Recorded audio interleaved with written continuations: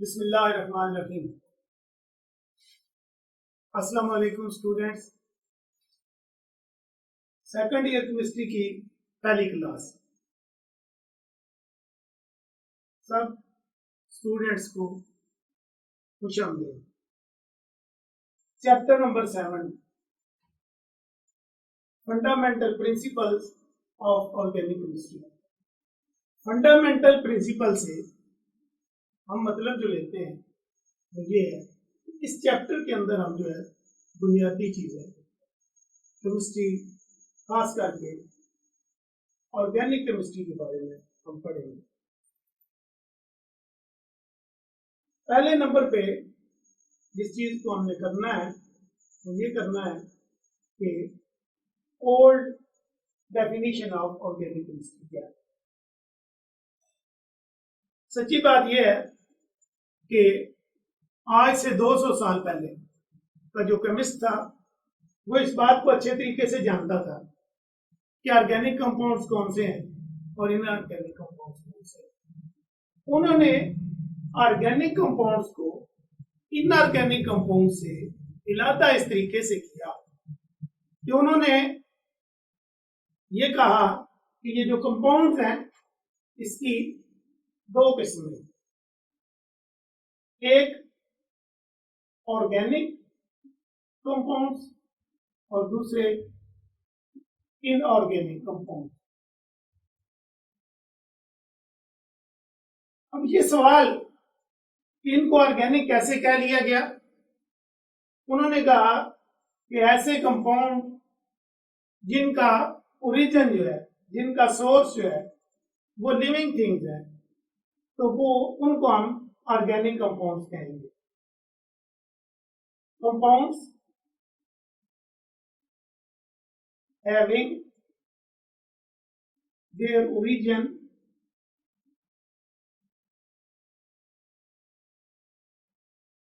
from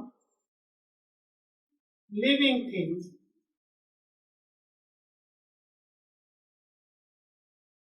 that is plants and animals were called organic compound.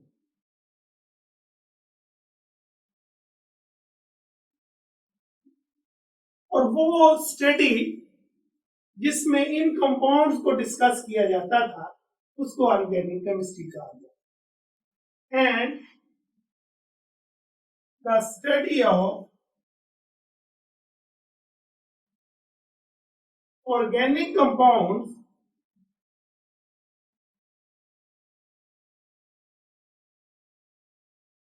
is called organic chemistry. Simultaneously, ऐसे compound organic compound के अलावा जितने भी थे कि जिनका ओरिजिन लिविंग थिंग्स नहीं थी उनको इनऑर्गेनिक कंपाउंड बोलेंगे। तो इनऑर्गेनिक कंपाउंड हो गए compounds obtained from non-living things such as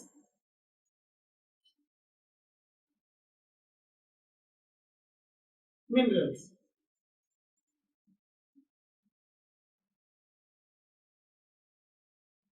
Examples of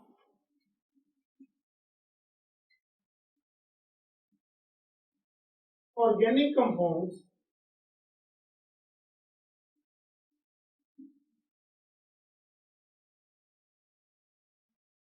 are butter,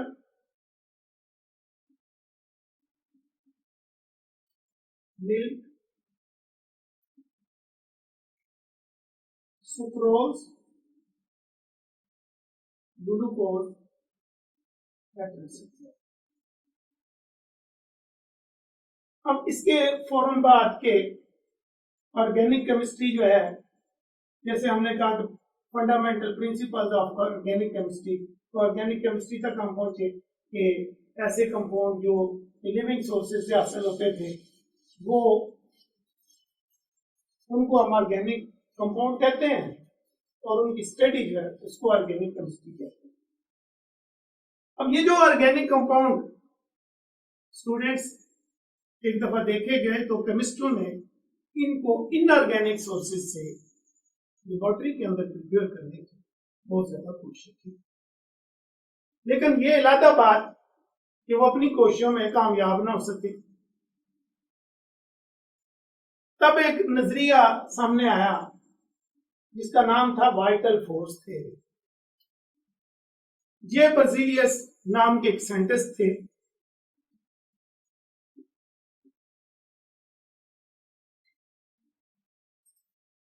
in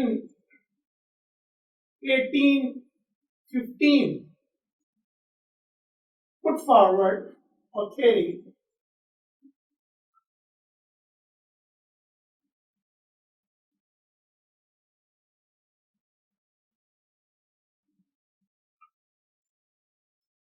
और ये थ्योरी क्या थी? ये थ्योरी थी कि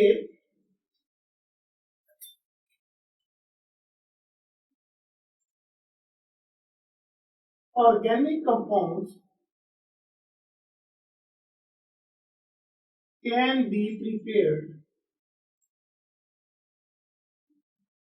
only and within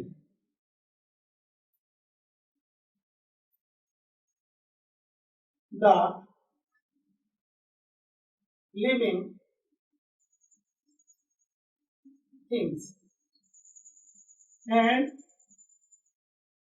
can never be synthesized in laboratory from inorganic sources.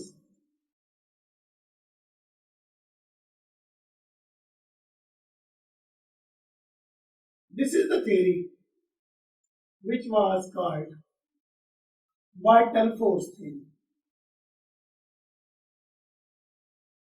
And the theory was called vital force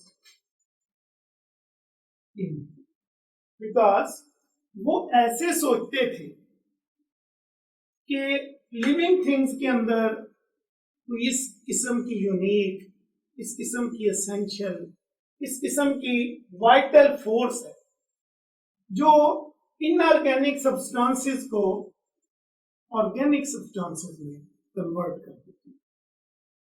because ये vital force laboratory में मौजूद नहीं होती, इसलिए लेबोरेटरी के अंदर ऑर्गेनिक कंपाउंड को सिंथेसाइज करना भी पॉसिबल नहीं। अब इसके बारे में जो क्वेश्चन पूछा जाता है वो ये है कि what is vital force theory and how it was rejected.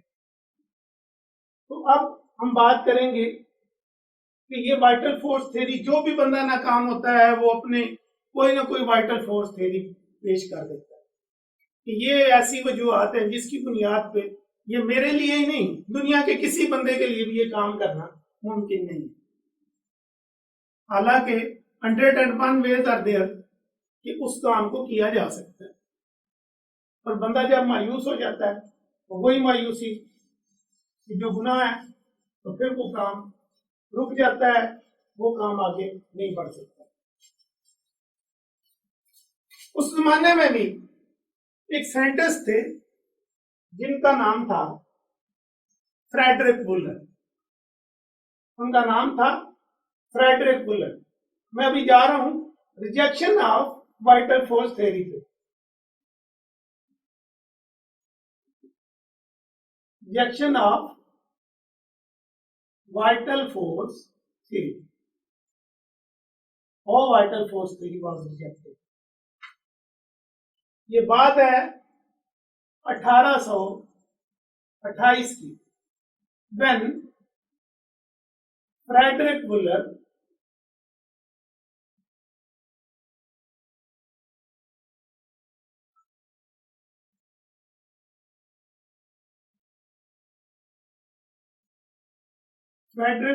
prepared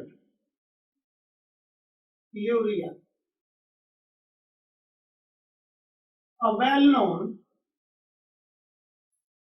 organic compound,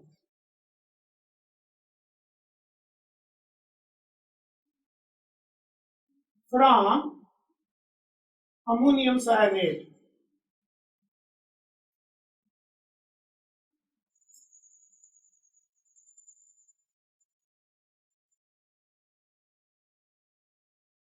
(1828) में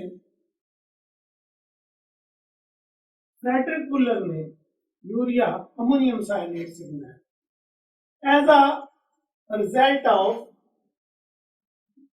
following reaction.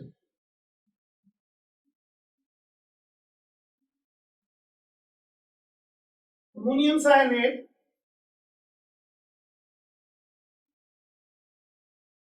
when heated is converted into urea.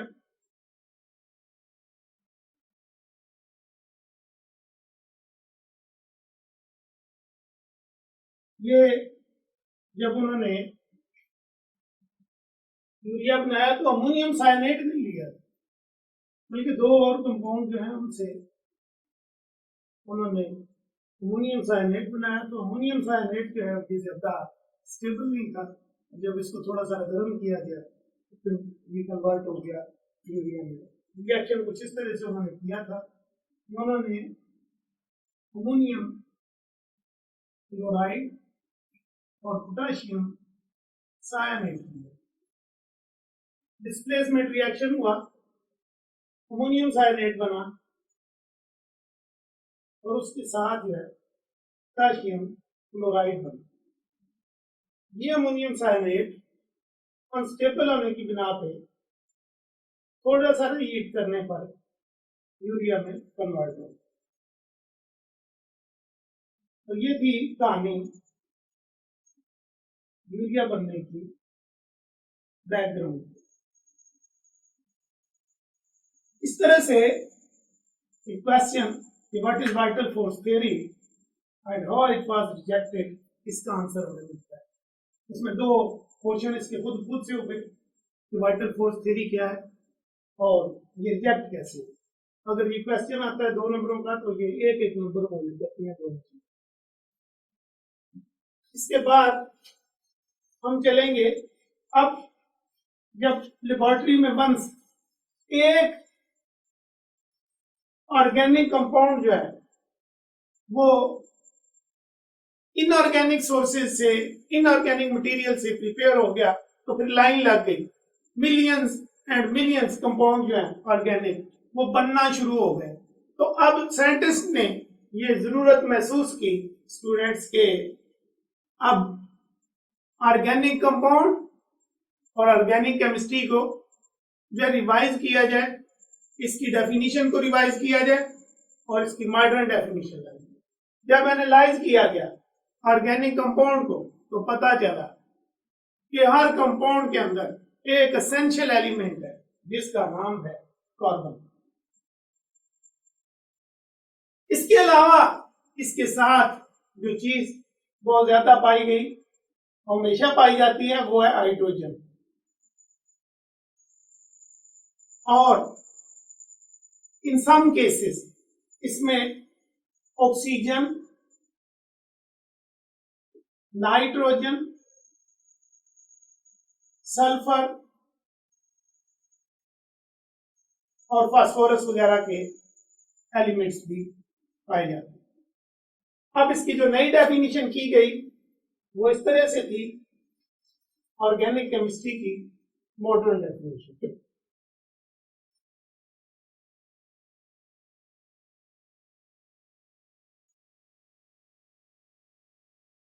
of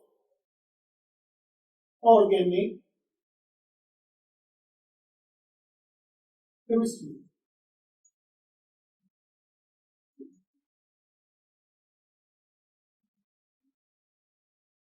study of hydrocarbons and their derivatives is called organic chemistry। और सारे compound जो कि hydrogen और carbon से मिलकर के बने हुए हैं या उसके डेरिवेटिव्स हैं, उन सबको ऑर्गेनिक कंपाउंड बोला जाता है। स्टूडेंट्स, यहाँ पे कुछ ऐसे कंपाउंड मौजूद हैं जिनमें कार्बन है, ऑक्सीजन है, हाइड्रोजन भी मौजूद है, लेकिन स्टिल हिस्टोरिकली और कन्वेंशनली उनको इनऑर्गेनिक कंपाउंड्स की कैटेगरी में रखा जाता है और स्टडी किया जाता है। मैं समझता हूं कि यहाँ पे इस बात को मैं वाज़ेह तौर पे बता दूं कि वो कौन से कंपाउंड हैं। उन कंपाउंड में carbon monoxide, carbon dioxide, carbonate और बाइकार्बोनेट शामिल है। इनमें जहां और चीजें भी डिफर करती हैं, वहां पे कैटिनेशन की प्रॉपर्टीज भी इसके अंदर मौजूद नहीं है। इसके बाद अभी हमने कर लिया है ओल्ड डेफिनेशन केमिस्ट्री की, वाइटल फोर्स थ्योरी जो है वो क्या है, रिजेक्ट कैसे हो गई, मॉडर्न डेफिनेशन केमिस्ट्री की। अब हम जिस बात की तरफ जा रहे हैं वो बात है some features of organic compound. अब जब हम ऑर्गेनिक केमिस्ट्री को पढ़ रहे हैं, ऑर्गेनिक केमिस्ट्री स्टडी है ऑर्गेनिक कंपाउंड्स की, तो अब देखते हैं कि ऑर्गेनिक कंपाउंड में क्या क्या प्रॉपर्टीज होती है। सबसे पहले जो प्रॉपर्टी ऑर्गेनिक कंपाउंड की पढ़ी जाती है वो है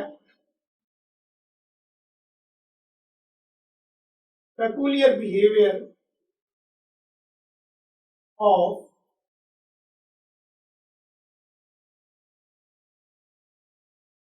कार्बन।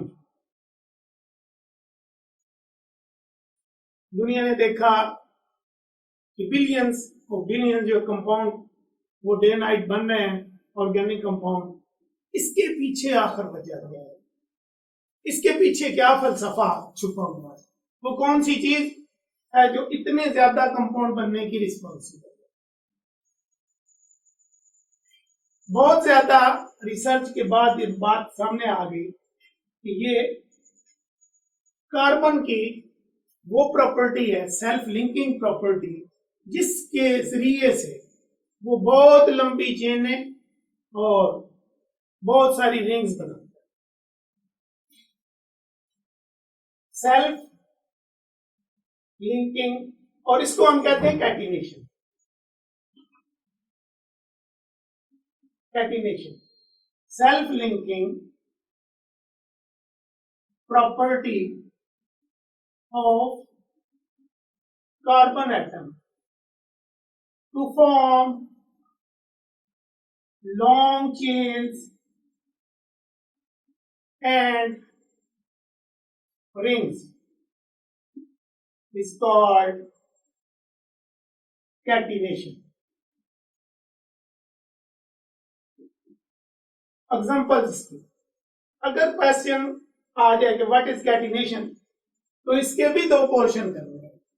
1+1 के हिसाब से आपको नंबर दिए। एक नंबर तो हो गया self linking property of carbon atoms to form long chains and rings is called catenation. तो दूसरा नंबर कहां से, वो आना एग्जांपल से। एग्जांपल्स, इसमें कुछ चेन की एग्जांपल्स लेंगे, जैसा कि हमारे पास मीथेन है,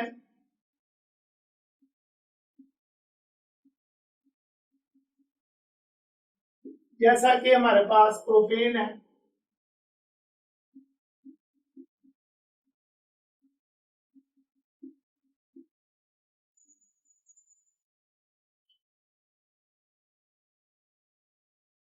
या हमारे पास जैसे रिंग है,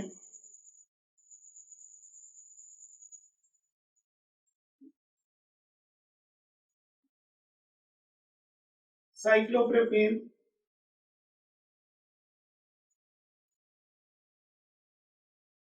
बेंजीन है हमारे पास,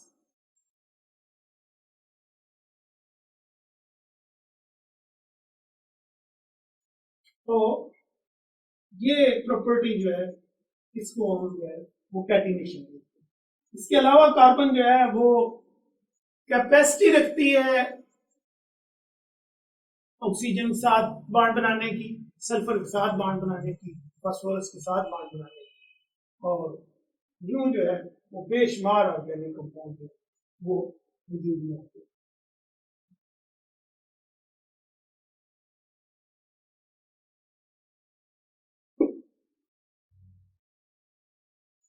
दूसरी आम प्रॉपर्टी जो ऑर्गेनिक कंपाउंड्स की है वो है इसका non ionic character. Second property of organic compound is non ionic character, because organic compound are covalent compound, the bond in the organic compounds is covalent and non-polar. Therefore,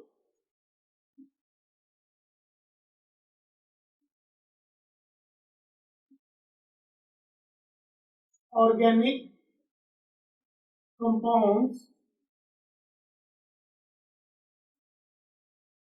do not show ionic character. Number 3, similarities.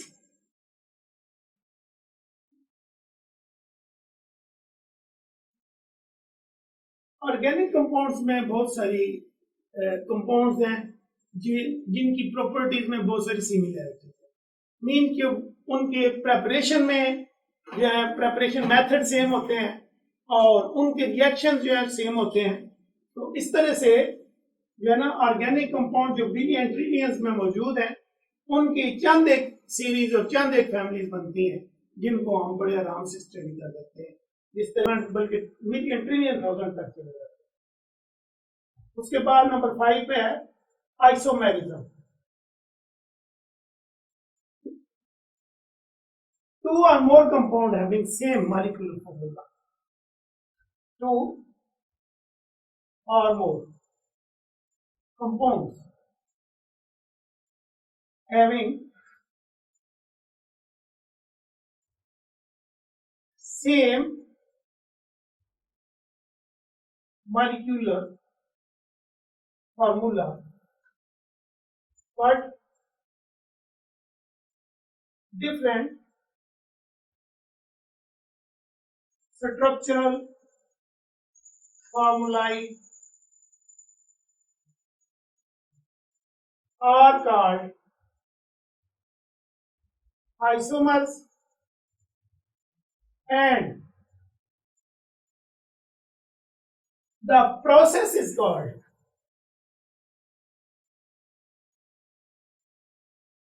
isomerism.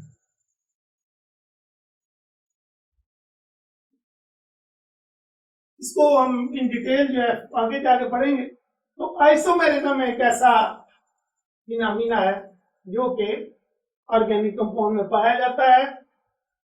अब 6वीं property जो इसकी हम पढ़ने जा रहे हैं वो rate of reaction है ऑर्गेनिक कंपाउंड्स के।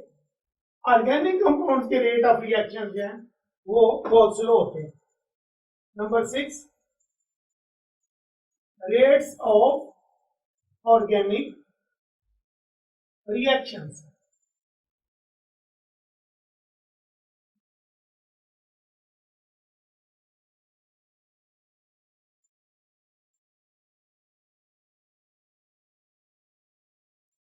organic reaction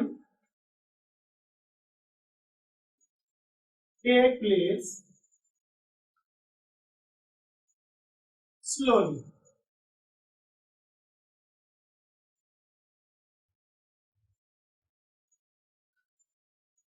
Not like inorganic compound, inorganic reactions which are very rapid.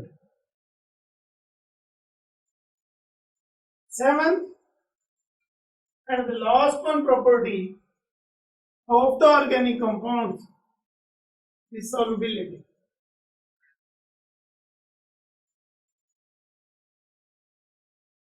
Student, एक बड़ा रूल है कि लाइक डिसॉल्व लाइक, ये एक तरह की चीजें के साथ मिक्स होती हैं। हम जिन्स कुनत बहन जिन्स प्रवास, कबूतर बा कबूतर, बाज बा बाज। ऑर्गेनिक कंपाउंड ऑर्गेनिक सॉल्वेंट के अंदर ही सॉल्युबलाइज होते हैं।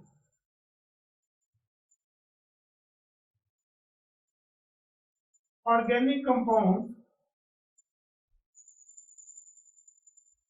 are soluble in non-polar solvents such as benzene and carbon tetrachloride and insoluble in water.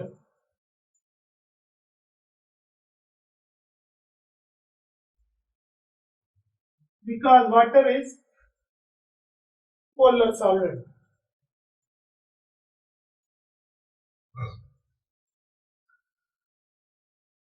हमने देखा ऑर्गेनिक कंपाउंड क्या है, ऑर्गेनिक केमिस्ट्री क्या है, ऑर्गेनिक केमिस्ट्री की मॉडर्न डेफिनेशन क्या है, कैटिनेशन क्या है, ऑर्गेनिक कंपाउंड की कुछ फीचर देखी है। अभी हम देखेंगे कि ऑर्गेनिक कंपाउंड हम कहाँ से ऑब्टेन कर सकते हैं और इनके सोर्सेज क्या है, कहाँ से हमें ऑर्गेनिक कंपाउंड मिलते हैं। तो स्टूडेंट्स, हमारे पास जो है बड़े रिच सोर्सेज हैं ऑर्गेनिक कंपाउंड्स के। सोर्सेज ऑफ ऑर्गेनिक कंपाउंड, हमारे पास इसका पहला सोर्स जो है वो कोल है, दूसरा नेचुरल गैस है और तीसरा पेट्रोलियम। ये तीन सोर्सेज पहले से भी हमारे पास लिखे हुए पड़े हैं। तो लेट्स सी, ये कोल जो है ये कहाँ पे है, ये तीनों के तीनों जो है फॉसिल फ्यूल्स हैं, नॉन रिन्यूएबल सोर्सेज हैं। अब देखते हैं कि कोल कैसे बना, फॉर्मेशन ऑफ कोल।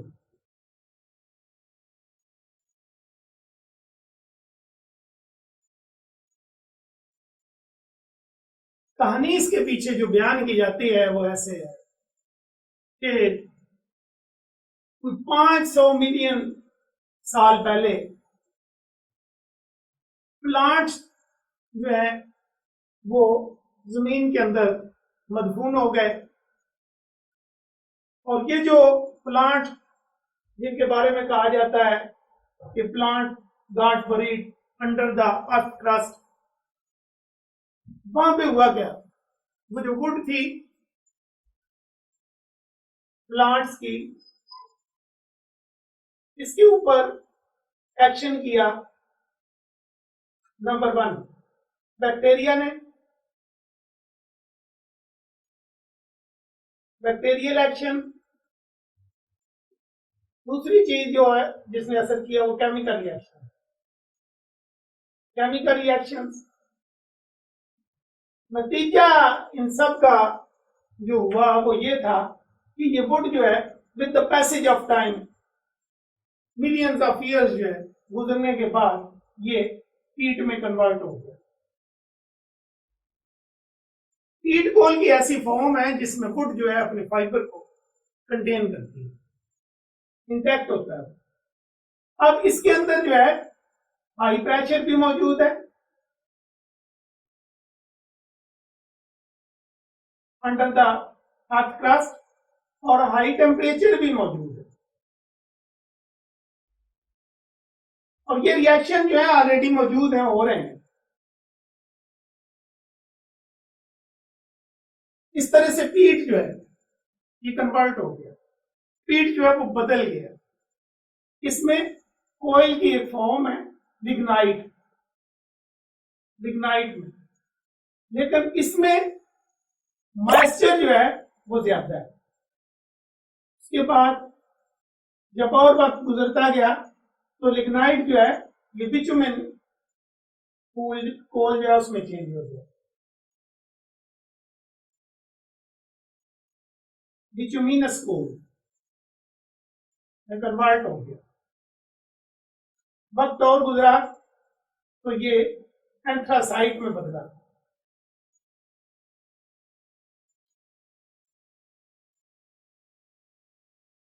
एंथ्रासाइट जो है that contain least amount of water, उससे ज्यादा वाटर जो है बिचुमिनस कोल में है, उससे ज्यादा लिग्नाइट में है। और पीट जो है वो तो वुड की जो है ना एक शक्ल है। इस तरह से कोल जो है वो अपनी मुख्तलिफ शक्ल में बदलता हुआ हमारे पास पहुंच रहा है। और द बेस्ट फॉर्म एंथ्रासाइट है, और बाकी ये दूसरा कोल जो है इसको यूटिलाइज कर सकते हैं। कहते हैं कि हमारे मुल्क में एक सर्वे के मुताबिक 184 बिलियन टन कोल मौजूद है। क्वांटिटी कितनी हमारे पास मौजूद है? Quantity available 184 million billion ton ये मौजूद। यूज कहां पे करते हैं हम इसको? ज्यादातर ब्रिक किलन और लाइम किलन में यूज होता है। अब कुछ पावर जनरेशन में भी इसको यूटिलाइज किया जा रहा है, घरों में डोमेस्टिक यूज इसका मौजूद है। लेकिन हम तो बात कर रहे थे सोर्सेज ऑफ ऑर्गेनिक कंपाउंड्स। तो कोल से कौन सा तरीका है कि जिससे हम जो है ना वो ऑर्गेनिक कंपाउंड गेन कर रहे हैं? तो अब मैं जाता हूं उस मेथड की तरफ जिससे कोल को कन्वर्ट किया जाता है इनटू ऑर्गेनिक कंपाउंड। अच्छा जी, इसके लिए जो मेथड है उसको बोलते हैं डिस्ट्रक्टिव डिस्टिलेशन। डिस्ट्रक्टिव डिस्टिलेशन और कार्बोनाइजेशन, ये क्या मेथड है?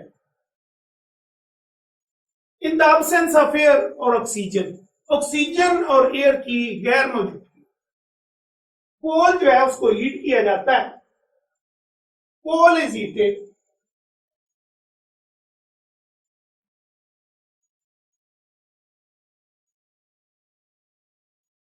(500 to 1000 डिग्री सेंटीग्रेड पर। जब इस दर्जा हरारत पर इसको गर्म किया जाता है तो ये तीन चीजों में बदल जाता है। एक कोक, दूसरा कोल गैस, और तीसरा तारकोल। तारकोल को जब फ्रैक्शनल डिस्टिलेशन से गुजारा जाता है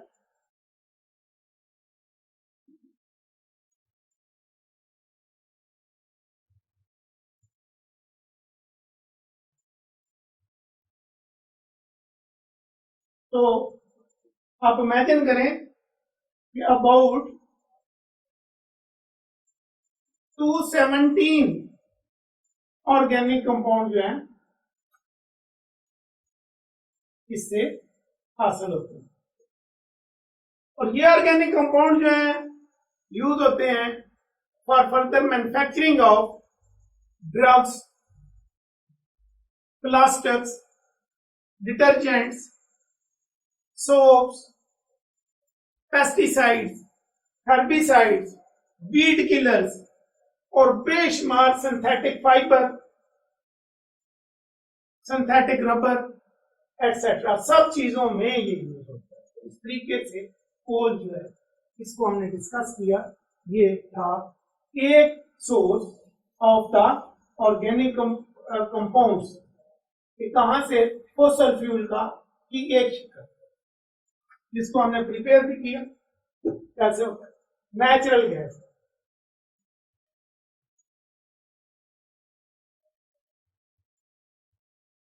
ये भी एक फॉसल फ्यूल है,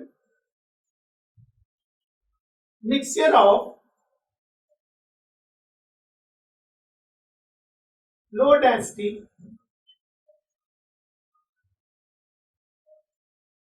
hydrocarbons mainly consisted of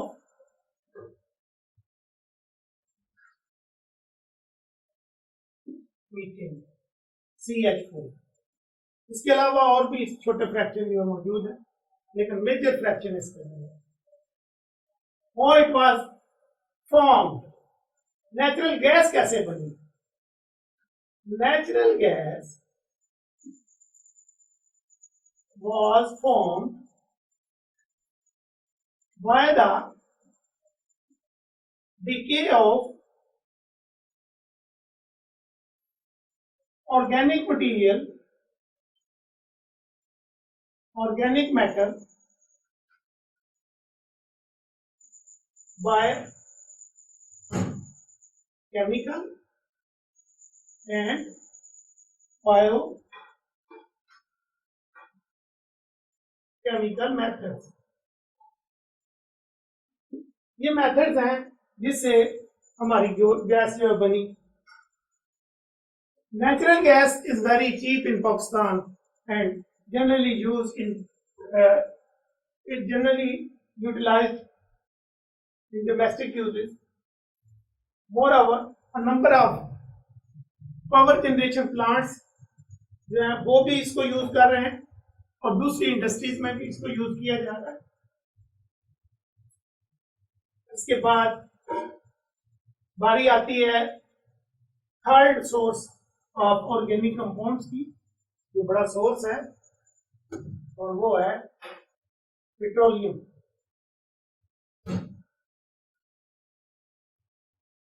The fine form of mineral oil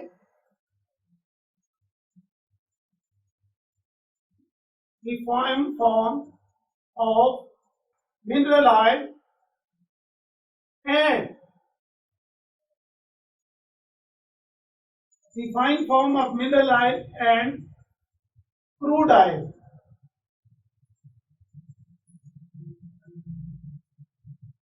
is called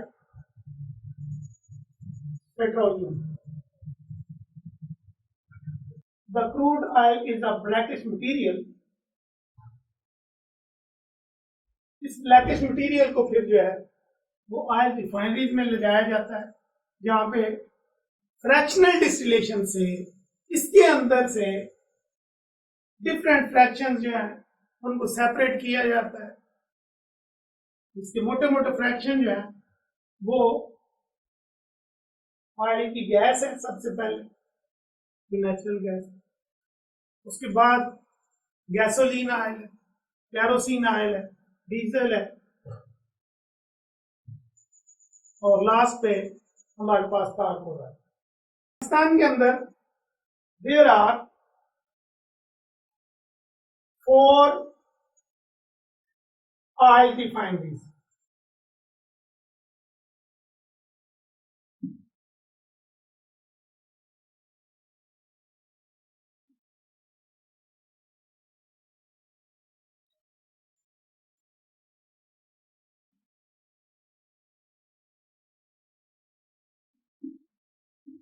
जिसमें अटक ऑयल रिफाइनरी है, पाक अरब ऑयल रिफाइनरी है और 2 कराची में ऑयल रिफाइनरी है।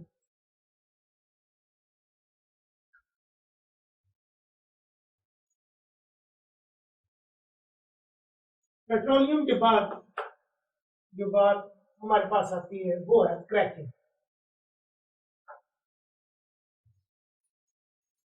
पेट्रोलियम की फॉर्मेशन पे हम जरूर बात करेंगे, इस पर बात नहीं हो सकती। Formation of petroleum,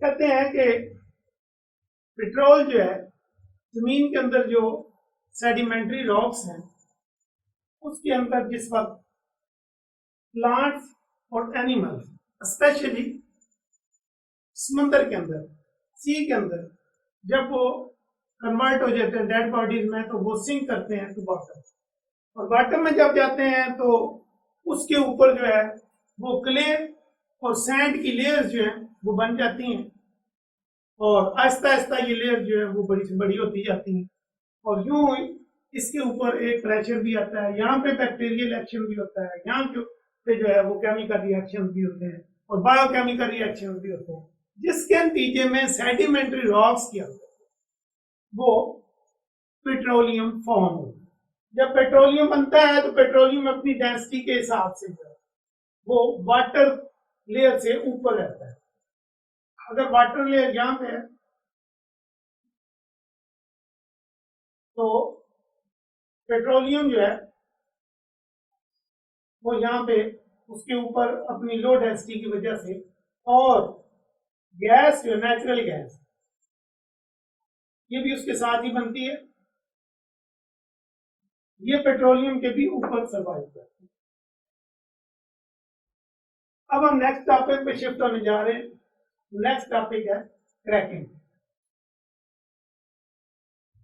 cracking of petroleum. Before कि हम क्रैकिंग को डिफाइन करें, हम ये देखते हैं कि क्रैकिंग की क्यों जरूरत पेश आती है। What is the need of cracking? What is the need of cracking?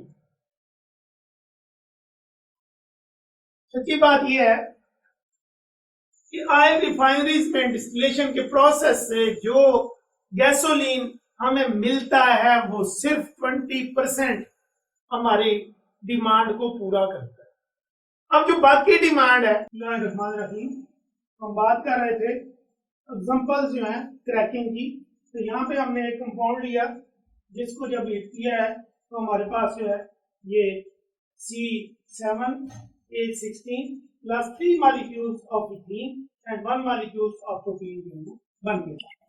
अब इस सारे प्रोसेस के दौरान जो है जो बात चल रही है वो ये है कि एक लॉन्ग चेन के अंदर जो है C-C लिंकेज जो है, C-C कार्बन बॉन्ड जो है वो ब्रेक होता है और छोटे हाइड्रोकार्बन बनते हैं।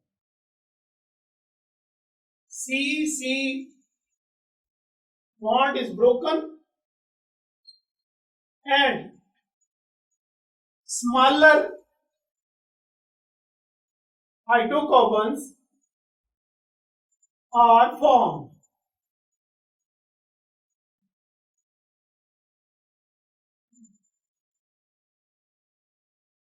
तो अब हम देखते हैं कि ये क्रैकिंग जो है वो किस किस तरीके से होती है।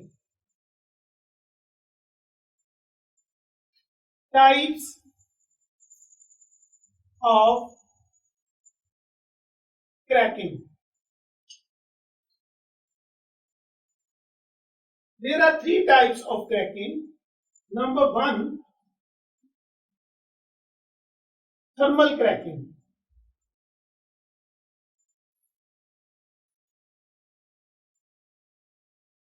Cracking can be carried out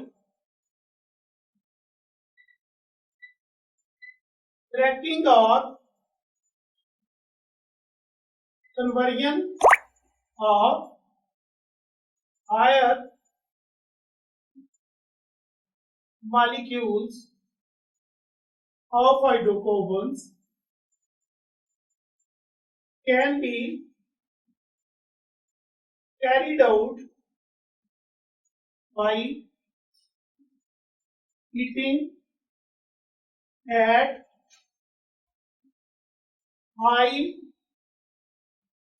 temperature and pressure,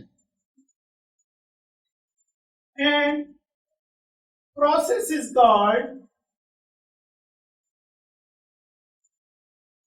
thermal cracking.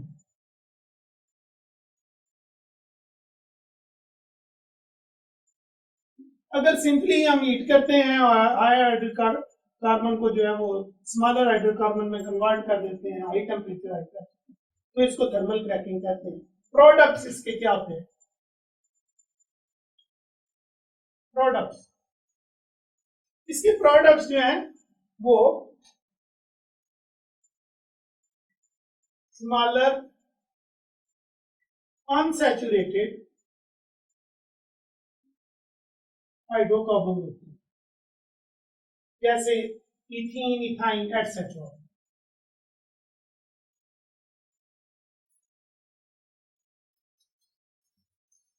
दूसरी टाइप स्टूडेंट्स जो क्रैकिंग की है वो है catalytic cracking.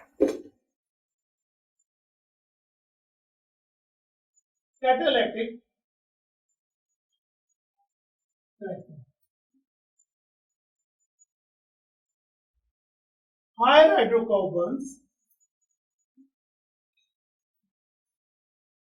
can be converted into smaller hydrocarbons at low temperature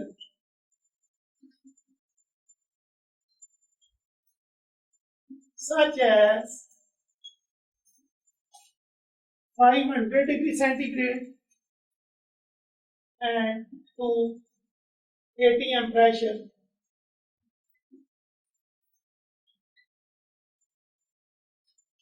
in the presence of catalyst. A typical catalyst is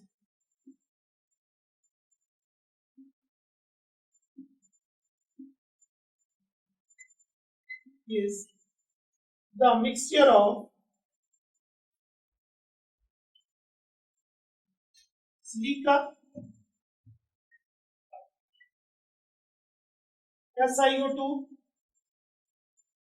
and alumina, Al2O3 products. इस process के such a process of conversion of higher hydrocarbons into smaller hydrocarbons of high fuel value is known as catalytic cracking, and the products of this process are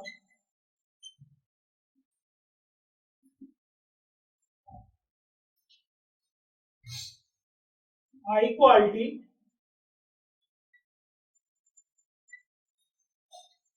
gasoline is the product of the main product of this process.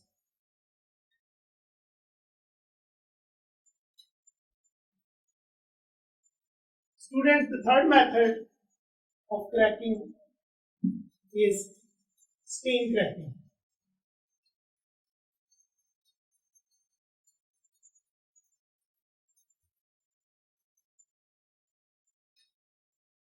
Third type is steam cracking. In this process,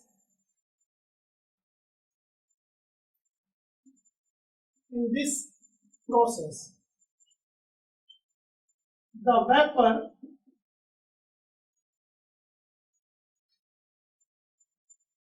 phase higher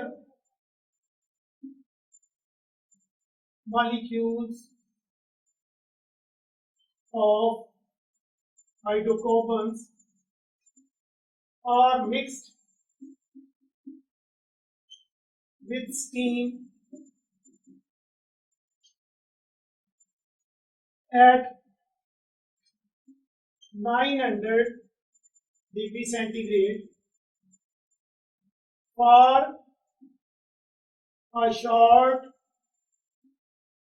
duration, and then cooled rapidly.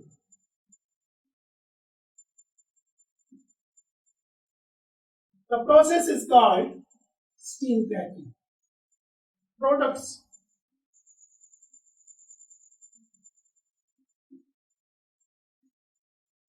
The main products are unsaturated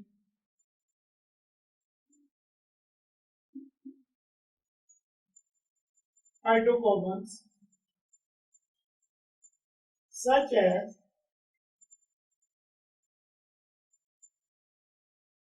ethene, ethyne, propene, etc. Students, ये तीन method हैं जिसके जरिए से हम low quality के fuel को cracking के प्रोसेस से गुजार करके अच्छा फ्यूल भी हासिल करते हैं, गैसोलीन भी, और दूसरे फ्रैक्शन जो फर्दर यूटिलाइज होते हैं ऑर्गेनिक कंपाउंड की प्रेपरेशन में, जिसके अंदर मौजूद हैं ड्रग्स, जिसके अंदर मौजूद हैं प्लास्टिक्स, जिसके अंदर मौजूद है सिंथेटिक फाइबर, जिसके अंदर मौजूद है सिंथेटिक रबर, पेस्टिसाइड्स हैं, हेर्बिसाइड्स हैं, वीड किलर्स हैं और अनवाउ अकसाम के ऑर्गेनिक कंपाउंड्स हैं जो इस तरीके से जो है ना हम वो गेन करते हैं। और ये वो तीन सोर्सेज थे जिनको हमने डिस्कस किया। पहला सोर्स जो था वो हमारे पास कोल का था। कोल को हमने फ्रैक्शनल डिस्टिलेशन से जो है वो उससे ऑर्गेनिक कंपाउंड्स लिए, और जो पेट्रोलियम है उसकी क्रैकिंग से हम जो है ना हमने ये सारे कंपाउंड जो है वो ऑर्गेनिक कंपाउंड हम हासिल करते हैं और कर रहे हैं। आज का जो हमारा लेक्चर था इसमें हमने जिन चीज़ों को कवर किया है उसमें ओल्ड डेफिनेशन थी ऑर्गेनिक कंपाउंड्स की, वाइटल फोर्स थ्योरी कैसे वजूद में आई और किस तरीके से इसको रिजेक्ट किया गया, फिर फ्रेडरिक फुलर ने किस तरीके से इसको जब रिजेक्ट किया तो मॉडर्न डेफिनेशन कैसे वजूद में आई।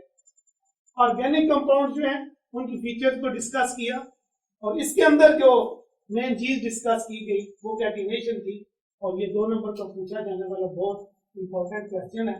फिर हमने देखा सोर्सेज जो है ऑर्गेनिक कंपाउंड्स के, उसमें कोल को डिस्कस किया, नेचुरल गैस को डिस्कस किया, पेट्रोलियम को डिस्कस किया, और फिर हमने इन द एंड जो है वो क्रैकिंग को डिस्कस किया। तो इसमें लेक्चर में जितनी बातें अच्छी की हैं, मेरी दुआ है कि वो आप लोगों के वो दिलों में बैठ जाए, और जो कुछ मैंने कोई गलत अगर कुछ कह दिया है तो अल्लाह ताला उसे आपके दिलों से महव कर दे। केमिस्ट्री पढ़ना आपके लिए अल्लाह ताला आसान फरमा दे।